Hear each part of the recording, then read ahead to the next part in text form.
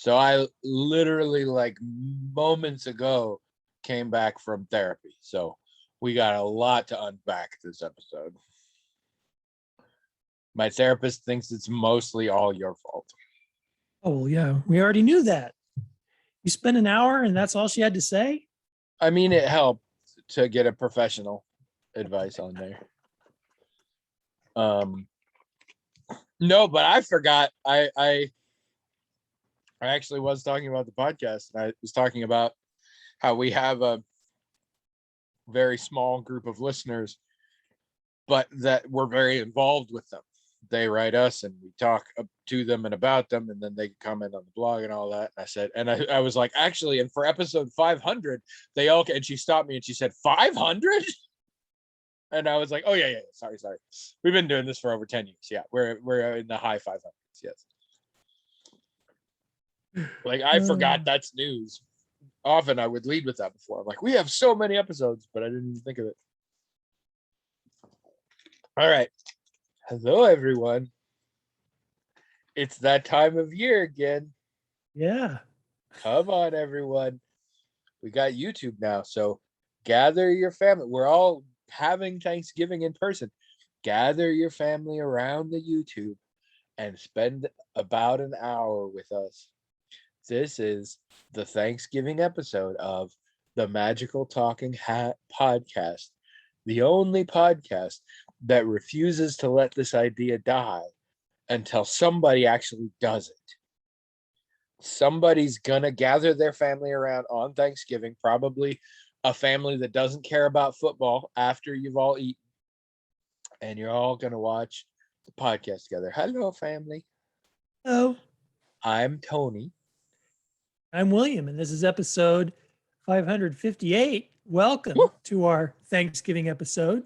Yes. Every year we have a Thanksgiving episode. Some years we have a Christmas episode. Some years we have a Halloween episode, but every year we have a Thanksgiving episode. Because we're always on Thursdays, and so that's how it works. And we never have a Black Friday episode, so there's never special deals. Sorry, I'm realizing I didn't get the email up because, again, just got back from therapy. So, All right. Is this the second time you've gone in person? Yes.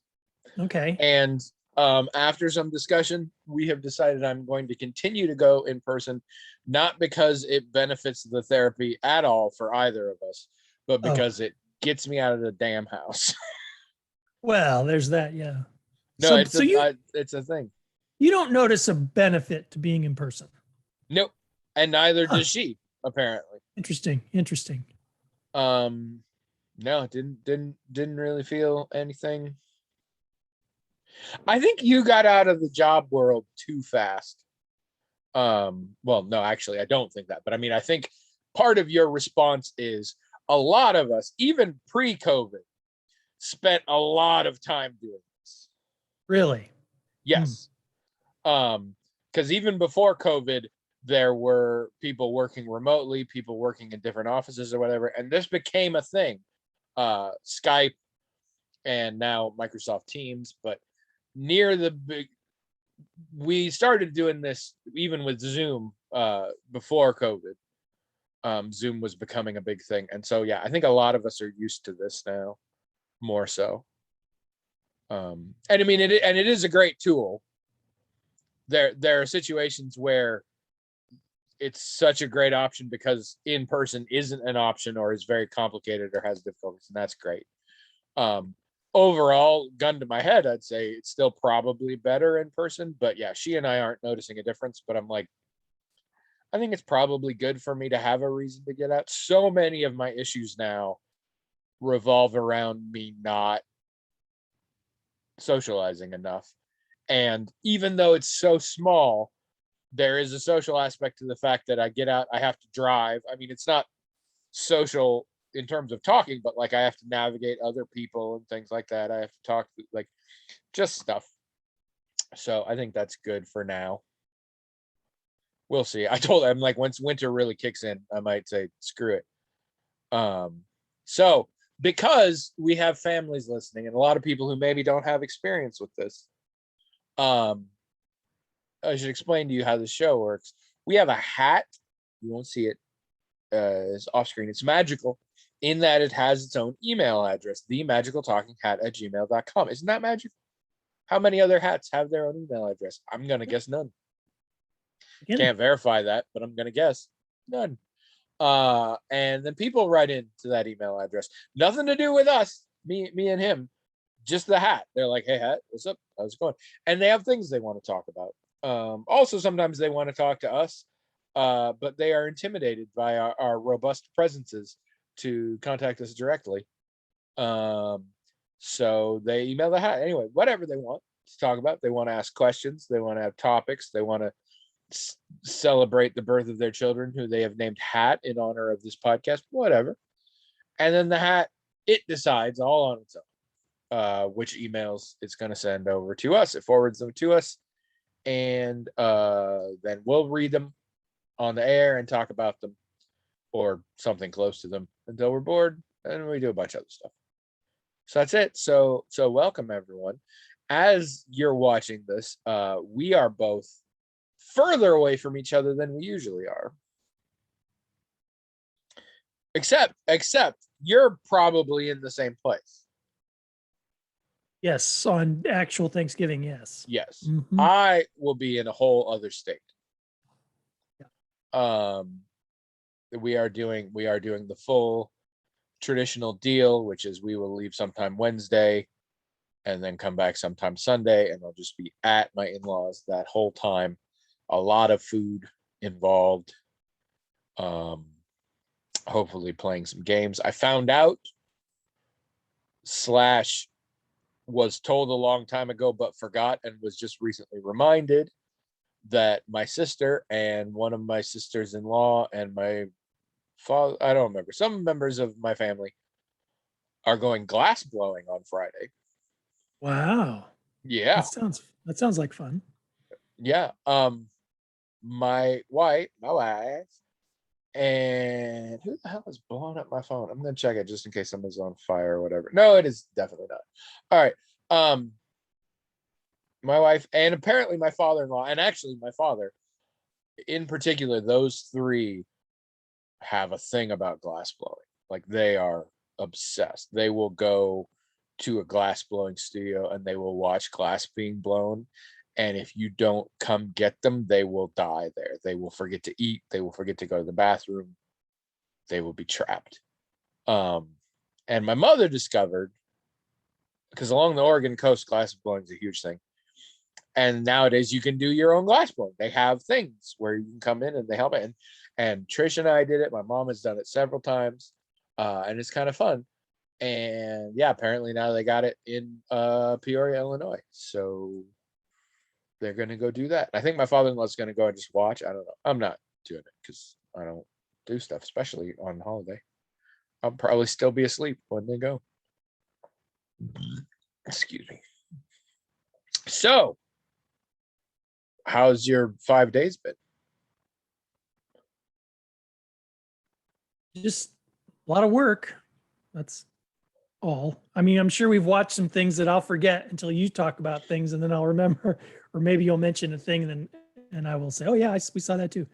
But I mean, nothing that I was so impressed with that I'm remembering off the top of my head. But a lot of work. I thought that I was going to get to a nice point tomorrow where I could maybe take the next 4 days off, like take Thanksgiving and the next day and the weekend off. Because except for right after the surgery, I haven't really had any time off. When I got home and I had like 2 weeks or something of really where I could do nothing, I didn't take advantage of that. I did a whole bunch of stuff and I shouldn't have, because what I should have done was I should have just done nothing, right? I should have just rested, took care of myself so that when school started, I'd be like, not worn out, but I kind of was. I didn't do that. I didn't take those 3 weeks just off. And here's the thing. I even sort of prepared to take those 3 weeks off where I would like read or something, right? Catch up on reading. listened to a book that Jazz recorded for me and all this stuff. I didn't do any of that stuff. I worked. I like did work. And then when school started, I remember when it started, I was thinking, oh, that was a mistake. So it's been kind of rough and I'm feeling kind of burnt out. I've only got a couple weeks left, but I don't, and you know that feeling when you're in school or you're working on a big project, whatever it is, and you're feeling burnt out like a week or two before it's done and you're thinking, am I going to make it? Oh yeah. I get No. short-term syndrome with everything. Yeah, I'm having it right now, just knowing we were going on vacation, even though it's just the family for Thanksgiving. If your burnout happens at the right time, where you're gonna sort of be on a break, that's all right. But if the burnout starts like a week or two before you're done, I mean, then you kind of panic because it's like, well, what if I don't, what if I don't have the juice to do this?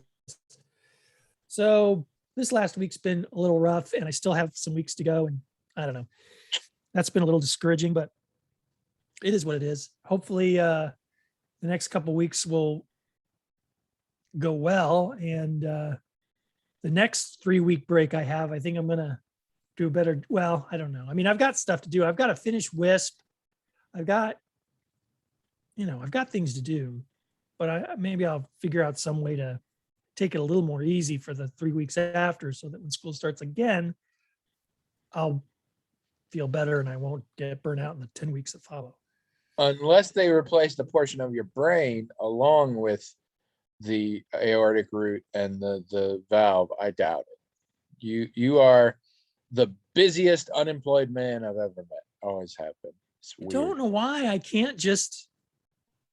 I don't know why. I mean, I try to do it. You need to be. Stop being a human doing and be a human being. Right. And I mean, I've known that for years, and I sit down and I try to do it, and I read books about how to do it and articles, and I listen to people's advice. But what happens is I start, and then I don't even realize when I stopped. You know what I mean? It's like, no, I have the opposite problem. Just all of a sudden I'm doing something and I have to go, whoa, wait, what happened? I was meditating, or I was just sitting still. Now I'm doing this. How did that happen? It completely sneaks up on me. And I don't know. Maybe it's binge watch all of Supernatural or something. I don't know. That'll do it. That'll keep you busy doing nothing. It's not a good thing. I mean, it's not a good thing, and I don't know what to do about it. And I've been this way. You not watching the YouTube one, I'm shaking my head. Been this way my whole life. It's kind of because, like, when my family, everybody goes through things when they're growing up where their parents want them to do something and they don't want to do it. And I was no different, but the thing I noticed that was different from me and some other people, not all other people, but some other people, was that they wanted to replace that thing their parents wanted them to do. They wanted to replace that thing with nothing. I wanted to replace it with something else. I had some other very specific thing I wanted to do. Typically, it was a thing that was pretty involved, maybe even more labor intensive than what they wanted me to do. So it wasn't a lazy issue. It was I don't want to do what you want me to do. I want to do this instead. Whereas a lot of my peers, not all of them, but a lot of them would be like, yeah, what I want to do instead is nothing. I want to lay down. I want to sleep. I want to watch, veg in front of the television. But I always had some other thing that I wanted to do. And I think we've found the first legitimate reason why you should start drinking. That'll help you not do things. No, what it is. And it's not. It's medicinal. It's not industriousness. It's not, that would be a good thing. This is just an inability. It's a lack of discipline is what it is. It's a problem. And I don't know. Struggled with it my whole life. Go see my therapist about it. She's already well versed on you, so you'll hit the ground running. Oh, versed, huh? Mhm. It's good. Well, you know what they say about people who go into therapy. Their therapists learn a lot about them and their partners, whatever that means. You know, their spouse or their business partner, or in our case, you know, creative partners or whatever. That does happen. Yep. I don't think anybody actually says that, but it's true. So, how was your week? It was a trip. We talked before a little bit, or I can't remember. You and I talked a lot off the air last time. I've been making some realizations in therapy that have caused me to realize my perception of other people might be off. And that's a good thing to learn, but in the short term, it means a lot of things that I thought I had in common with others, I maybe don't. And so it's been a little alienating. And that was a little trippy. And then Saturday, we went to a show. We went to see Kyle Kinane, the comedian who we love, who we've seen before. I can't hear you at all. I don't know what's up. I don't know who that person is. Kyle Kinane is a stand-up comedian of which we are large fans and have been for many years. We've seen him live before, actually. This was at the Englert downtown, and I was nervous because I'm like, people smashed in. We bought these tickets ages ago. But I had friends who had gone to a concert there recently, and I was like, what are the precautions? And she said, everybody has to wear masks, and you have to prove vaccination or a recent negative COVID test. And I was like, all right, I like this. So we did that, and we did. It was very weird being out amongst people. It was a good show. It was an interesting show. Ended up being 4 comedians. There was a local opener, 2 feature players, and then Kyle. And the local opener was interesting. Like, I've seen local comedians before, and it's a different thing, and they're getting started. He's gonna be funny someday. I am confident of that, but he's not there yet. He is very much throwing shit against the wall and seeing what sticks. Is very interesting. But also, nobody knows how to go out yet. Like, there was more heckling than I have ever experienced at a comedy show. And more traffic, for lack of a better term. People getting up and shit in the middle of the show, leaving and coming back and stuff. That doesn't happen normally, and it's not supposed to. It was happening a lot. The whole thing was kind of crazy for that, but it was fun. I like Kyle a lot because he's almost exactly my age, and a lot of the life progression he has is similar to mine.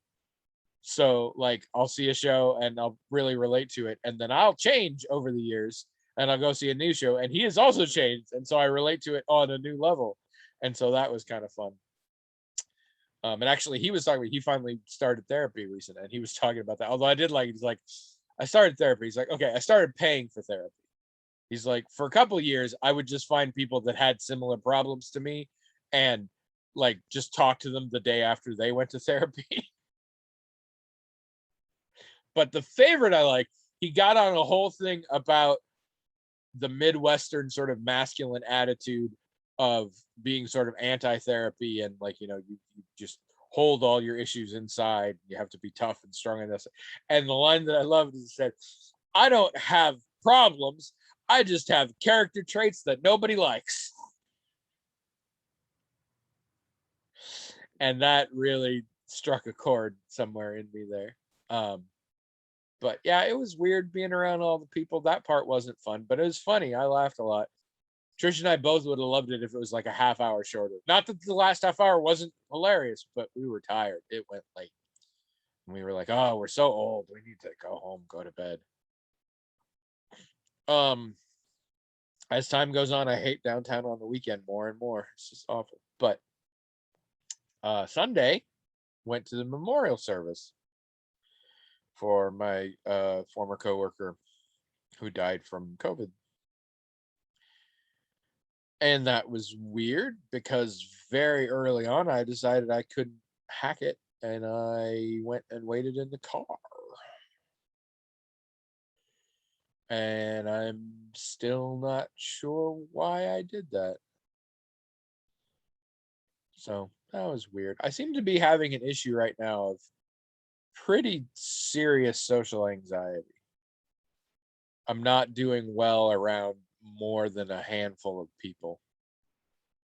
Thanksgiving will be interesting for that because this summer in Virginia it's essentially the same group, and that was just the right size, and it was very good for me, and it allowed me to socialize in a way that I was comfortable with, and that was good. So it might be that again, but I don't know. It will be quite a few people, so we'll have to see. So that was a little weird. Not a lot going on. We are almost finished with season 1 of Ted Lasso and season 1 of Doom Patrol. And I am incredibly grateful for Doom Patrol because far too often we lose track of where we are in the season. We're like, how many episodes is this season? What are we on? And it's important because we want to know what we're going to do next. And also frequently, like the second to last episode is a cliffhanger. So you often want to watch the last 2 together and stuff like this. Doom Patrol, I'm very happy with. All of their episodes are called something Patrol. Like that's the joke. And the next episode we have is called Penultimate Patrol. So I know exactly how far we are in the season. And that's handy. Yeah, but not a lot else going on. So You were talking about the comedian and how he's not quite there yet. So back in the day in vaudeville, one of the things you might do when you were putting an act together is you'd start in certain markets. You'd start, you wouldn't, you'd try it out. Yeah. So if you went to certain markets in vaudeville, you'd be seeing people doing these acts for the first, second, they were still workshopping it. These small towns weren't getting their best stuff. And the idea was that as you worked it out, eventually you'd go to other markets. And when you really perfected your act, that's when you'd go to the bigger places. And I think that's where that was the origin of things like B-list and C-list and all that stuff, A-list. And will it play in Peoria? Yeah, that kind of stuff. So to me, that's so cool. I really think that's interesting. And some time ago, I wanted to see if I could figure out a way to make like YouTube lists where I could find people who were doing things on YouTube, like people who were trying to juggle or people who were trying to do certain acts and they were filming them. And sometimes they were okay. Because that's the thing about YouTube is the same thing. You can find people who are just starting out and maybe they're not that good, but then you watch them 5 years later and you can see they kept at it and now they're better. And I thought I'm going to make some you call them playlists where I can find people who are doing that kind of thing and I can put them in tiers and then, And I think you should, because you have so much free time. You really need to fill it up with stuff. That would take a long time. But I thought if I could do it and I did it right, like people could come to my page to see people do their thing and get better, or to submit their own thing. They'd want that to get on the list. Say, hey, put me on your list. I think I'm a C-lister. Tell me what you think. And I thought that would be really fun. But as you just pointed out, it would be so labor intensive, but it would be so fun to watch all these videos and to pick all these people and to put them in, certain places and to see how they could improve. I think it would be fun to do. I'm not sure the end product would be that useful to the zeitgeist. Well, I don't think it would be very popular, but I think it would be fun to play around with. it would probably only be popular to the performers and their families. Except, oh, you but make the even list. then, it's like, oh, if you want to watch this person evolve, watch their YouTube channel. You could the list I was going to put together were like little shows. So you Yeah. could play the list and you'd have a comedian or you'd have an acrobat and you'd have, so each one would be like a Yeah. little vaudeville show, but some of them would be people just starting out. Some would be people who are really good. So there would be that aspect. Like, I guess I thought that I could use some creativity and some, I don't know what I thought I could do, but I thought I could put some good shows together, but I didn't know. Yeah, I didn't know. And no, of I course think I you never could make did some it, but great that was an stuff. idea I had. My assessment is not that it's not worthwhile. My assessment is from how I understand people to make use of YouTube. I don't know that it would have worked, but I think it would have been cool. There's lots of cool stuff on YouTube nobody watched. And I should say, this guy, he didn't bomb. People laughed. I laughed. It was just very scattershot. And I've seen a lot of local comedians, and this guy really seemed to be winging it a lot. Like his bits were clearly not improv bits, but they just weren't cobbled together well. But it was two things I really loved. Is there was one bit where I don't even remember the joke now, but something really got a response, and after it died down, he's like, that is the most that joke has ever played. Like that, he's like, that's the line, that's where you guys decided it was funny. That's weird. But I also like at the very beginning, he had us all give a round of applause to some single dude in the audience because it was a friend of him, and he's like, he is the only one of my friends who has actually shown up to one of my comedy gigs. He's like, I tell all my friends and they never come, and this is the first time somebody's come.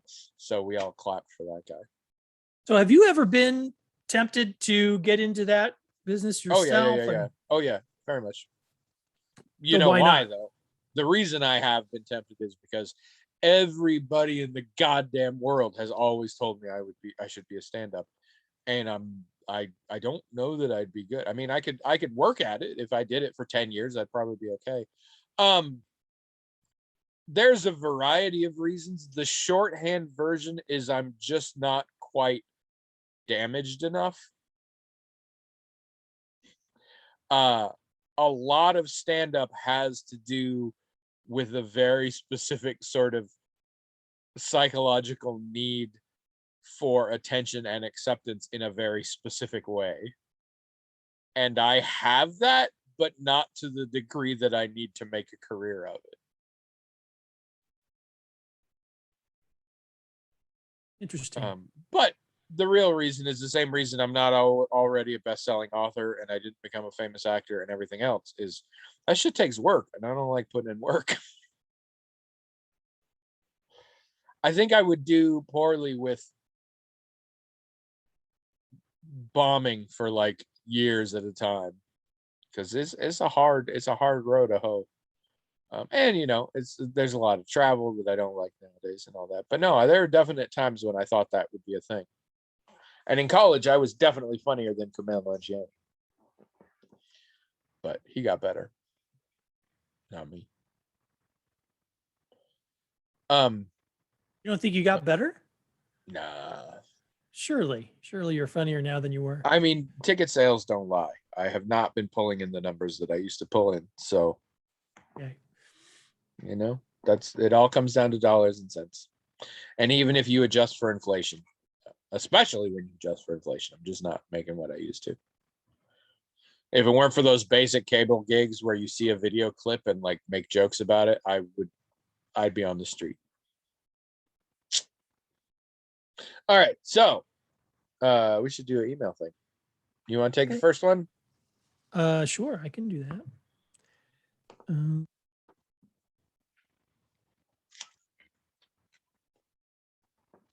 Azure Talon, is that sound right? I mean, I've heard of that guy. No, I'm okay. Alan says, I am glad that we have this new format because, before I go on, I wonder what it's like when you or I read someone, I mean, when they type it out, when they write it, it's kind of in their head, in their voice. And here we are reading it in our voice. And we emphasize all the words different than they emphasized in their head. And it's like, It's funny you should say this. why? Something else happened this week. Trish and I have been talking about it for a while, but we finally started this week. Trish is reading me my own novel. She suggested it a while ago. She's like, so you can hear, because obviously you know how it sounds to you, but now Yeah. you can hear how it sounds to somebody else. And if Oh, it still wow. makes sense. And Trish, I should say, for the record, very good at dramatic readings. Always has been.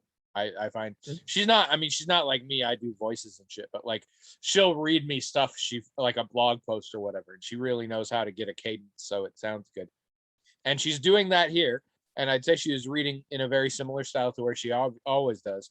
And it totally sounds wrong. Really? It doesn't sound bad. So I'm not bothered. Yeah. But she absolutely doesn't do it the way I hear it in my head. Not at all. And there are times where it's a real thing. I'm like, shit, no, you should have punched the other word. No, you're not. No, it's more of revelatory than just commentary, like things like that. All through it. I'm like, yeah, you're not doing it right at all. Wow. That's It's so it's interesting. it's fascinating. Huh. And I'm enjoying it. And it's good too, because I was like, I need to reread this soon because I'm gonna work on the next one. And this way it's happening for me. But yeah, that exact thing is going on. And it's very weird. Well, I apologize to Azure Talon for, I'm sure, butchering whatever he's saying here. But anyhow, And I don't. I am glad that we have this new format because I've had a topic rattling around in my head for a while now that is too complicated to ask in a tweet. Woohoo!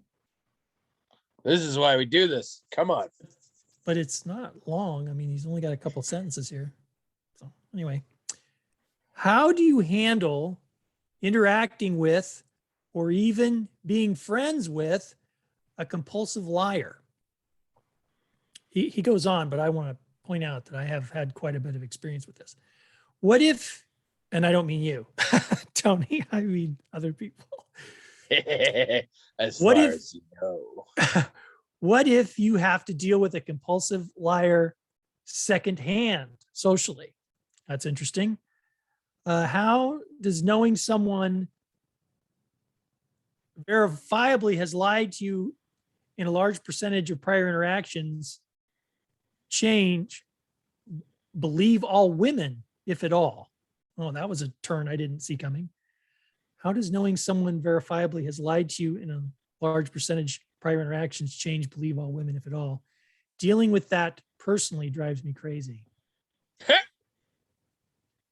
Well, based on things I'm not at all going to discuss, something about that has tipped me off. So I now have a theory about some specificity about what this email may be about, which is funny because I don't know a lot about Azure Talon's social life, but something about this, I have a theory. But anyway, that's neither here nor there.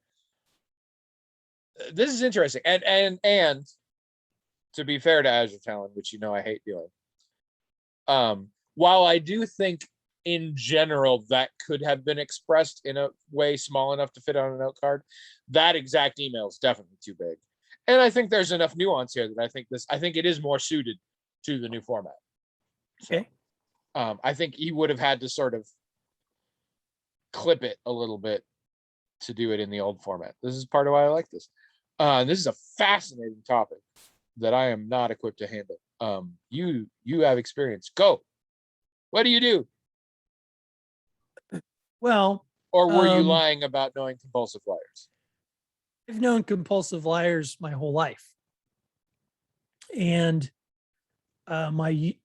there's a couple levels because it depends for me. I'm just going to speak personally, okay? I don't think I can speak for everybody. As opposed to all the other times when you speak for other people. Oh, I just don't want people to think I'm giving advice or that I think this is how it has to be done. I think we need to put that in the intro. What? William only ever speaks for himself. Take that as read. Because it always cracks me up when you specify that. Anyway, so it's relevant how intimate our relationship is. If the person is anywhere from a casual friend to less, like, casual friend, acquaintance, whatever, them being a compulsive liar doesn't bother me at all. I mean, I learned that this is how they communicate. This is how they deal with the world. This is, that they're going to say things that aren't true, or that I don't know if they're true. So I might as well not give it much thought. It doesn't bother me. Mostly because a person who I have a relationship with as a casual friend or further apart than that, I don't have any reason to rely on them for anything. I don't have any reason to trust them for anything. We're probably just interacting on a casual basis every once in a while. Their compulsive lying doesn't harm me. Now, I might have an issue if I see their compulsive lying is harming someone else in particular, but a lot of compulsive liars I've known, ones I'm thinking of, lived alone for obvious reasons, and their lies were pretty harmless. I mean, their compulsive lying was just that. It was compulsive. It was just like any other compulsion where a person they wash their hands a lot, or maybe they have some kind of phobia. Everybody around them understood that this was a compulsion they had, that they were coping with some psychological thing that nobody really knew or understood because people didn't know them very well. But they served some social purpose to the group. Like maybe sometimes they were very funny, or maybe sometimes they had some insight about something, or they were part of a work group, right? So that's why they were there and people tolerated them. It just ended up, the compulsive lying ended up being very harmless. But another aspect, kind of getting back to what he said about when he brought up the believe all women thing, there are some times when compulsive liars like this, and like I say, you're not close, so you kind of ignore it and whatever, where they will say things that you would normally react to, like they'll say they had some experience of discrimination, say, or abuse even, and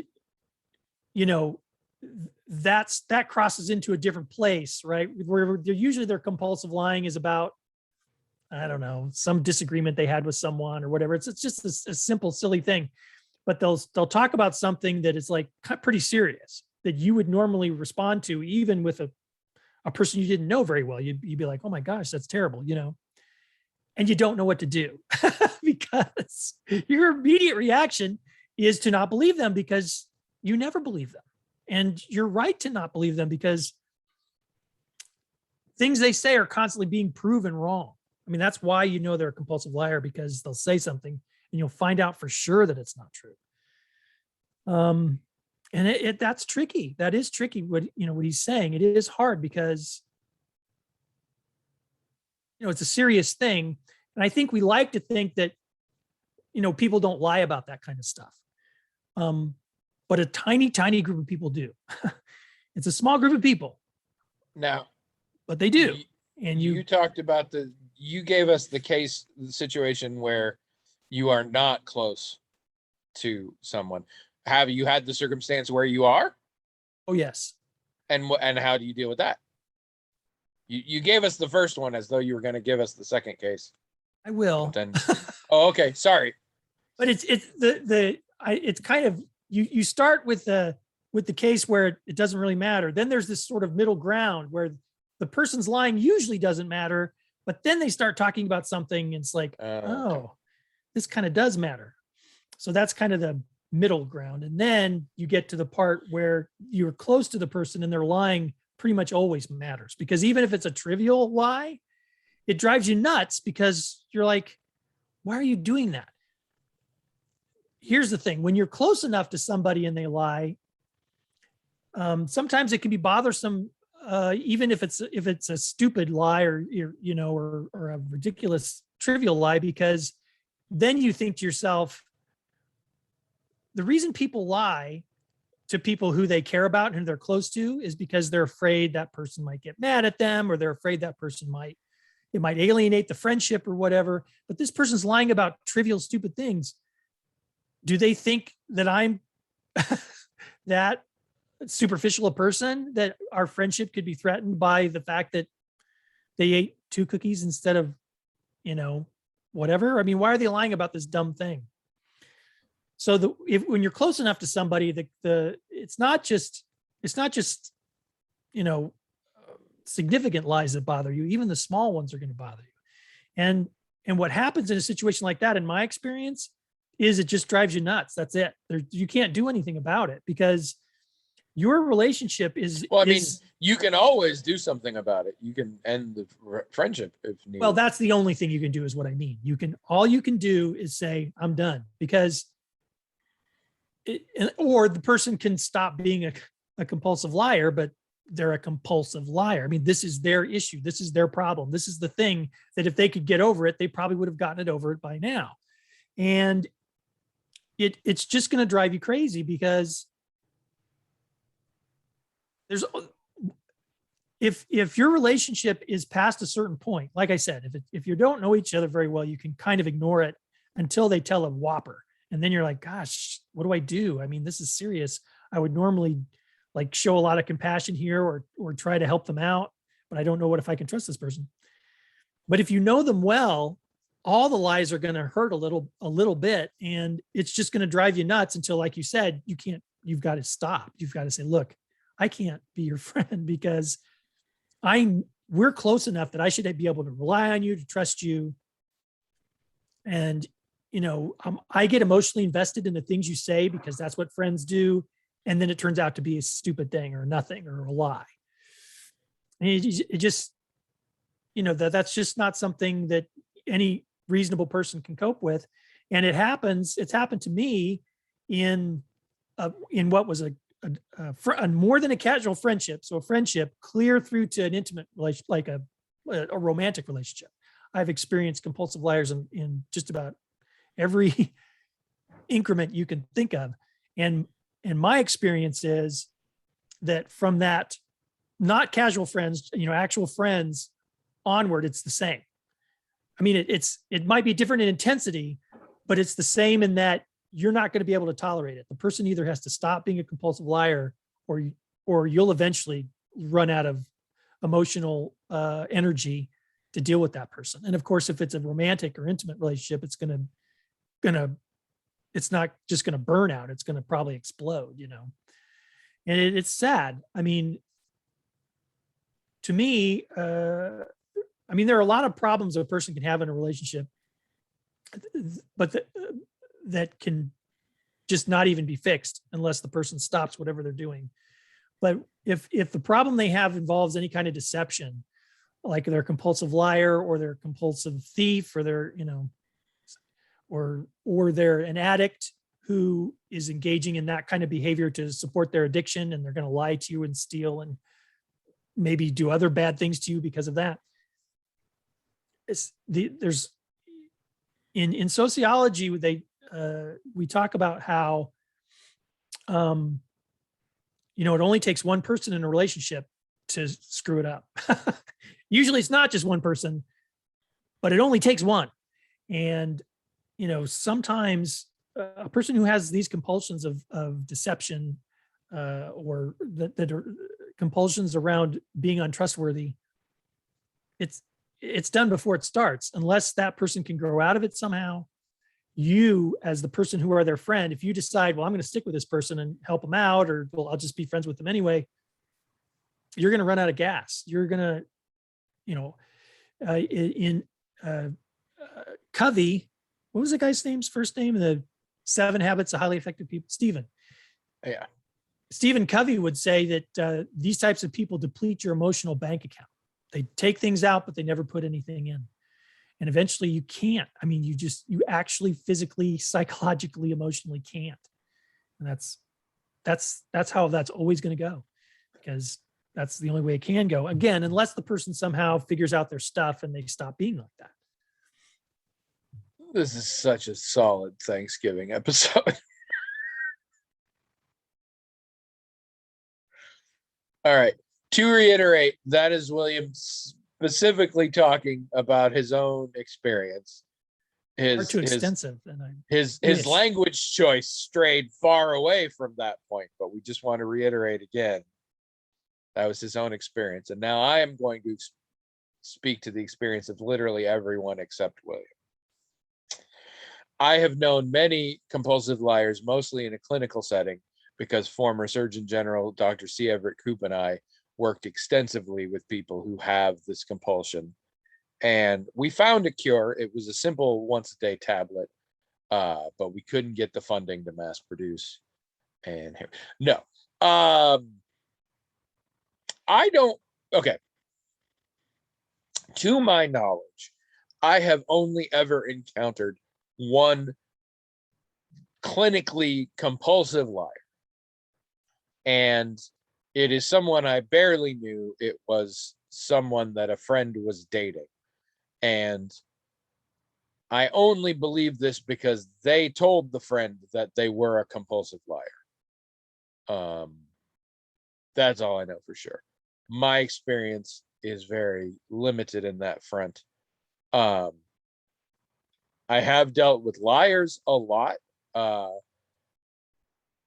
There is an experience that I largely attributed to men, and particularly the very few adult male friendships I've had, which I believe is now down to one. I had two, but one of them became a woman, so now it's just you. And you have never matched up with any of my other versions, so that doesn't work. But in the past, there was this thing that I got this vibe that guys do, which is just to lie casually in conversations because it sort of sounds better. Like, so you can jump in with a thing like, oh yeah, no, we were all about there. Yeah. I think of it as a lying that is just being so glib that you're basically lying.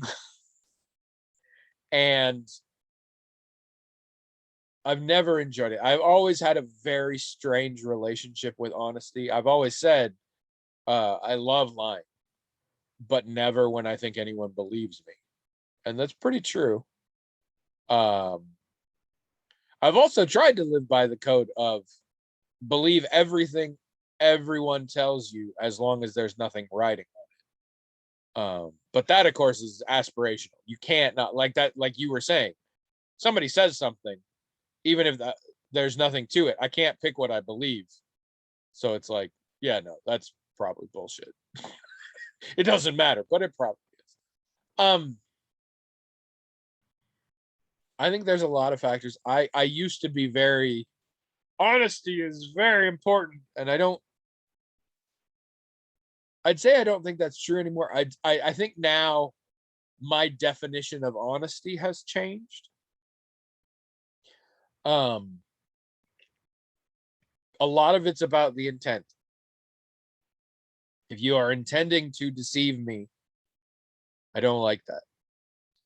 If I'm more into white lies and shit nowadays, although you got to be careful with those because I think those can be detrimental in ways you didn't expect. But if your perception is to be honest with me, if you are honest in spirit, if not in letter, I'm more comfortable with that.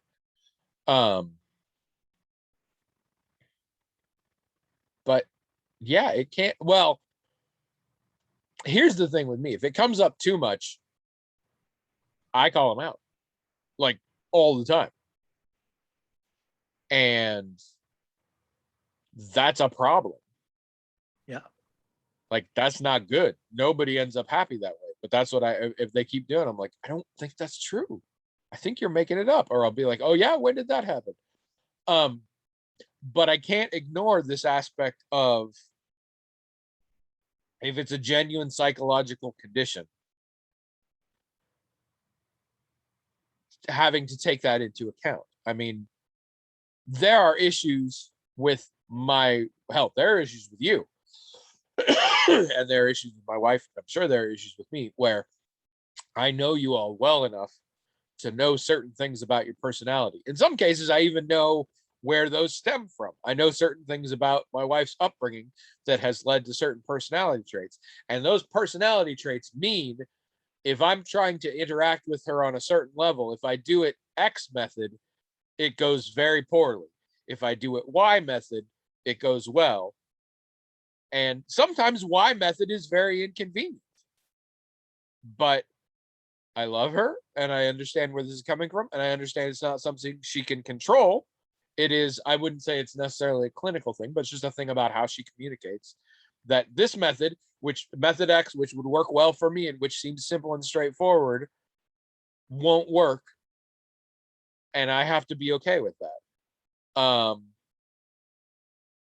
And to me, there seems like a component of that in this situation of like, they're not lying to get one over on you or anything. The lying has nothing to do with you.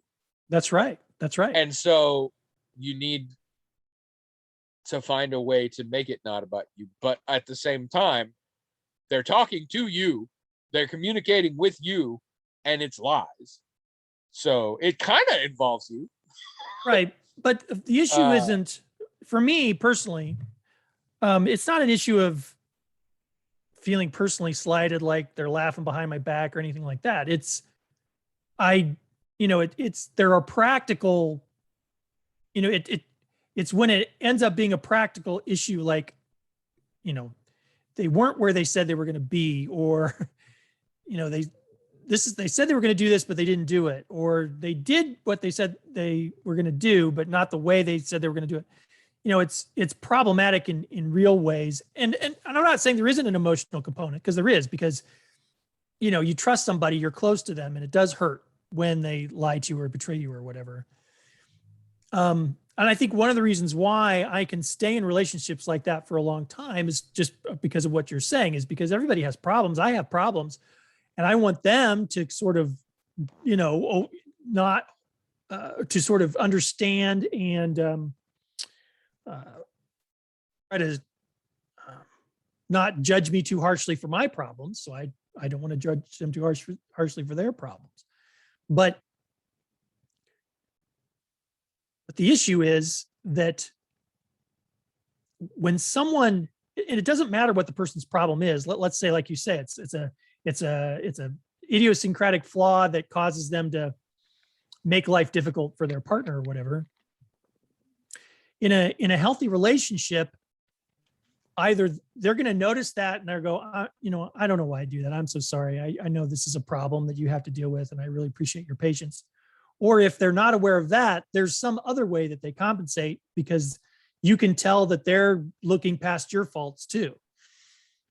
In these situations, there's nothing. I mean, the person lies, there's damage done. There are self-aware compulsive liars. Oh yeah, there that's are true. People who know they're compulsive liars and don't want to be compulsive liars, but are compulsive liars. And that's a factor. And I mean, and again, that becomes intent again. If you know this is a problem and you work against it, but you have trouble with it, I'm more willing to give you some effort. The kind of things you talk about, I've dealt with this in other versions, and I often in that, and it hurts the relationship, but I can maintain. I just don't rely on them for any of that. So like, we agreed we're going to go to the movies, and every time we set it up, they don't show up. Well, the next time they ask, I'm going to be like, no, I don't think that's something we can do. And that sucks, but I don't think we can do that. See, I think to a degree in my life, first of all, I think I attract, or have in my life attracted, a certain kind of person who knows that I'm going to put up with certain things. That's absolutely why I'm here. And I do put up with them, because I want them to put up with me. I've got, I know that I'm not easy to live with. So, I can overlook someone's issues if they can overlook mine. But, I've gotten in a lot of situations where the person, they just want to take advantage, right? I mean, like I say, they want to take, they don't want to give anything. And I'll stay in a situation, or at least in the past, stay in a situation like that for a very long time before I run out of, I run out and then I'm done. Yeah. So I don't, so that's my experience. That's my personal experience. As you pointed out, I kind of was speaking of it in extreme terms, but that's still the way I experienced it, was consistently every time like that. I'm sure it's not always like that with like other people or whatever, but these are the types of relationships that I've attracted in my past and that I handled obviously very poorly because I and didn't. we are talking about the extremes here, which I'm not sure was the one that like there's a category, there's the meaningless crap. They lie about how many cookies they eat, whatever. And then there's the I'm going to do this for you, but I didn't, or that kind of stuff. And then there's the middle ground of, yeah, I've totally run a marathon. I did it last week. Or I had this terrible traumatic experience. Yeah, right. And I'm not asking for help. I'm not going to be following up with authorities or whatever. I just want you to know and feel bad for me and sympathetic towards me. Or I have just met someone who has experienced this thing, and I want to make them think that we have some deep connection because I've experienced it too. So I also did it. Yes. Yeah. And the problem with that, if it's a friend of yours and they do this, is, I mean, I don't want to be comforting you for this terrible thing that happened that I'm almost certain didn't happen. Like, it's not a problem. I could just like, oh yeah, that's just like, I can do that. I don't like doing it. It doesn't feel right being like, oh, that's rough. That's so bad. I'm really confident this didn't fucking happen. Things though start to move from being just lying, the person's just telling a lie, and it starts to feel more like a gaslighting situation, right? More like I'm leading you down a primrose path here for a reason and for an agenda, right? Because sometimes, and often if you've got an enemy involved. So this terrible thing happened to me. Great.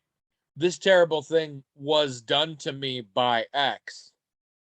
And then I want you on my side. And in some situation, X may come into play. I really need to come up with other variables, so I'm going to confuse things. And I want you to be with me against them. I had somebody who basically got into a thing where she would always talk about how everybody was abusing her. And it was basically people who didn't go along with what she wanted. And she was not a compulsive liar, but she had really bad mental health problems and eventually got put in a state hospital and then in jail. And then I think is still in jail because they assaulted a guard and there was a whole bunch of things. But that was how it started, is they had problems and I helped them with problems and they were real problems. And then they would talk about other things and I didn't know it wasn't true. So I just felt bad for them and they would cry and I would hold them or whatever. And then it would be about the people who had done the things. And then I'm supposed to also hate that person. And then it gets weird. Well, there's a particular strategy, and we're talking about a lot of different things here. Like compulsive liar is where we started, and as you pointed out, that's a very specific thing. And I don't think of a compulsive liar as necessarily a gaslighter, because gaslighting to me is a very different thing. I don't think of a compulsive liar as someone who compulsively exaggerates, right? No. Like, because that's also a little bit different thing. But also maybe even a little bit nuanced thing still is there is a tactic that certain people who I would more categorize as like narcissists or whatever. There's a tactic where you tell someone you've experienced a specific kind of trauma that's dramatic enough that the people you're telling are certain you must be telling the truth, because some people just have it in their heads that there are some types of trauma. Who would lie about that? Yeah. Who would lie about that? So there's two things they're trying to accomplish. One, they're trying to get you to immediately believe them because it's so dramatic. But also, as you were pointing out, they'll accuse a person that is, like you said, is their enemy, who they want to marginalize and they want to get people to hate. And since they're telling such a dramatic lie about the person, nobody's going to go confront them, right? Nobody's going to go ask them. They're just going to assume it's true. So it's a perfect lie, because it gets people to believe it right away, and it alienates people right away from this person they don't even know, but who they're not even going to talk to or approach. They're just going to assume, oh, this person's a rapist, or this person's a physical abuser, And we and they should won't even ask. probably specify a lot of this doesn't happen consciously. People don't plan this out shit in their head. I mean, some people do, but a lot of the circumstances I've been in, no, it was just sort of in the moment. And Yep. and in some cases, even like in my life, when I have told lies when I was younger and stuff, I found one of the best tricks is to mostly convince myself of its truth before I say it. That's right. Yep. And That's a so thing. you can talk yourself into. We're over time and we need to wrap this up, but I do. I feel Azuretown looking for advice, which is a terrible idea. Don't come to us for that. What's wrong with you? But in a situation that it sounds like he's in, the answer is fucked if I know. And it's going to be very personalized to you and the other person and the nature of your relationship. But I do want to say something that I think is important here is no matter how big a liar they are, and no matter how clinical it may be, and no matter how they feel about it, and no matter what impact it has on you and how you respond, any of that, there's no blame happening here as important. If you decide you can't be friends with them, it's not because they're so extreme a liar, or because you're so unwilling to have sympathy for their condition, or any of that stuff. It's because it's more than you can handle. Yeah. And alternatively, if you're like, they suck when they do that, and I even this is awful, but it's stuff I can work around, and I do like their friendship, and that's fine. You're not giving into a shitty person. They have a problem, and you are able to tolerate it. That's right. And that's always going to be the question, but it should never be whose fault it is, or if they deserve to be tolerated, or if you deserved, like, don't ever think in those terms. Is whether you can handle it out. All relationships should be about, what is this relationship? Am I getting enough to, do I benefit enough from it that it's worth the cost? Thinking it as a bank account again is the kind of thing. Is it important enough to me to deal with the slings and arrows involved? And that question should have nothing to do with who's right, who's wrong, what's appropriate. It is what it is. Now, if you're like, I seem to have a low bar for ditching friends, maybe you need to look internally for that. But it's not about your specific relationship. Your relationship is what you can tolerate versus what you get on both sides, and it always should be. I completely agree with that. I mean, you I can have been totally. a hair's breadth from cutting off William pretty much since I met him, but it's never quite gone over. So You can I definitely check every day. you can definitely remain in a relationship with a person like that without thinking you're a chump or something. You know, you're just deciding, okay, yeah, I can deal with this, or maybe you can't, and that's fine too. I mean, the people that thinking these people don't deserve to have a friend because this thing is so shitty, even though I can tolerate it. No, I mean, no. if you get enough out of the friendship, I mean, don't gloss over horrible things they're doing. That's right. Always be honest. I mean, but also, as you said, if you do come to a point where you feel like I can't do this, that's okay too. And it doesn't mean you hate the person or you think the person deserves to be given up on or whatever. And it's just not their fault. It's not your fault. Nope. It's just, that's right. That's exactly right. That's exactly right. But as I've said before, I think a lot about growing older is figuring out what's important to you and focusing on that. And some of that I know it has been for me, is letting go of some relationships that I'm like, I'm going to spread myself too thin. If I hold on to these relationships that aren't as important to me, I'm not going to be as good a friend to the people I do care about as I want to be. Or I'm not Well, going to be a good enough friend to myself or whatever. you have to say, when I have finally let go of those relationships that I don't think I can handle, I have felt very bad about it. Um, and even when I got over feeling bad about that, it's like, and I came to the conclusion that you were talking about, where look, this is just how it is. It's not a, I don't, it's nobody needs to be blamed here. Nobody needs to feel bad. I still felt bad for that person because I could see that they were alienating not just me, they were alienating a lot of people and very unhappy. And I just wished that something would happen. Obviously, I wasn't going to be the one to help them figure it out, but I wished that somebody would or could, or some situation, because they're very unhappy people. The Yeah. people who are compulsive liars. I mean, they're not.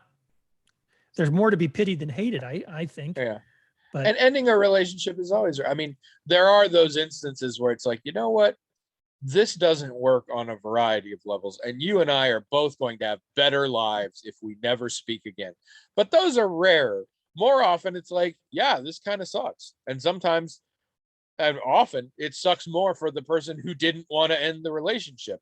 But you, they have to figure out stuff for them, and you have to figure out stuff for you. that's right. That's right. Um, And that's okay. yeah. That's the way it works. It's hard, but that is the way it works. Yep. Yeah. So, as you're telling, we hope this helped because we're not getting anything else out of this episode. I mean, the families have turned this shit off and are like, where's pie? I know I said I was full, but I would rather eat more pie until I vomit than listen to these guys because I'm going to vomit sooner. Anyway, we hope you all have had a happy Thanksgiving, except Craig. Because Craig doesn't get Thanksgiving. Because he's not one of the cool kids, by which I mean American. Also, if there's any other not cool kids out there, if there's one thing I've always tried to get across with this podcast is the USA is the greatest country in the world because of freedom, which is not free. And love it or go back to where you came from. Even if it was here, go back to where I'm not sure. I'm not America. That's my important thing here. America. I don't have the slogans down, okay? So sue me, which is something that happens a lot in this country. So anyway, next week we're also, this is a Tuesday when we're recording this because obviously it's not Thanksgiving. Next week is going to be weird too because I have all the appointments next Thursday. But listen again and we'll have more stuff. And in the meantime, I hope the remaining 3 days of your 4-day weekend are as tolerable, painless, and where applicable, quick as possible.